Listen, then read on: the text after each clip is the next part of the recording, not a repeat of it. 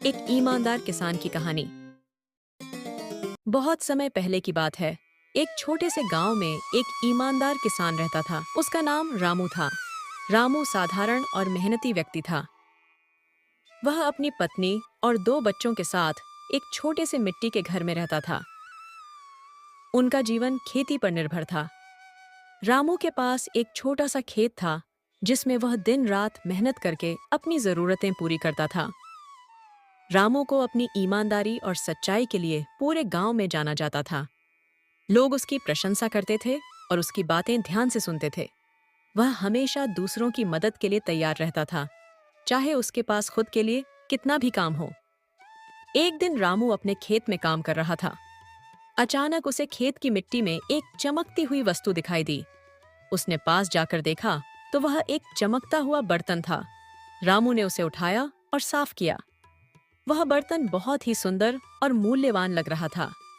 रामू को समझ नहीं आया कि यह बर्तन कहाँ से आया। उसने सोचा कि शायद यह किसी अमीर व्यक्ति का हो सकता है जो गलती से यहाँ गिर गया होगा। मैं बर्तन को अपने पास रखने के बजाय गांव के सरपंच के पास जाकर उसे सौंप देता हूँ। फिर उसने उसे बर्तन को ले जाकर उसे गांव के सरपंच को सौंप दिया।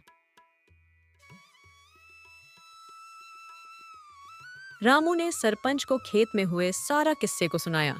सरपंच यह सब बड़े ध्यान से सुन रहा था।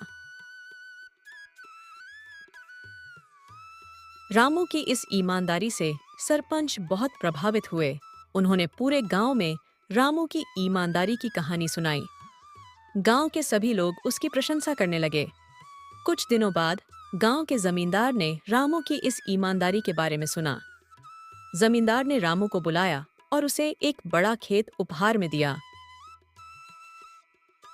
रामू और उसका परिवार अब उस बड़े खेत में मेहनत करने लगा।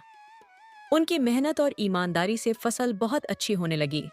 धीरे धीरे उनकी आर्थिक स्थिति सुधर गई। रामू ने अपनी नई सफलता के बावजूद अपनी विनम्रता और ईमानदारी को कभी नहीं छोड़ा। वह हमेशा दूसरों की मदद करता और जरूरतमंदों का सहारा बनता।